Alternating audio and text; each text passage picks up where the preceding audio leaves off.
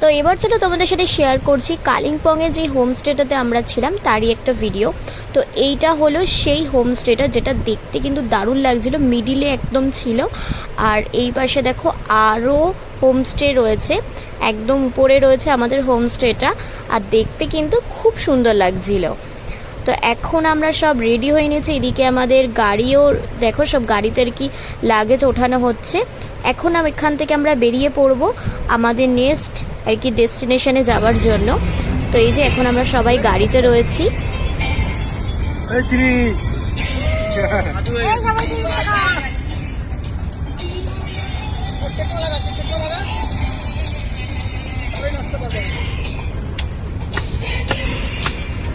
সঙ্গীটাকে না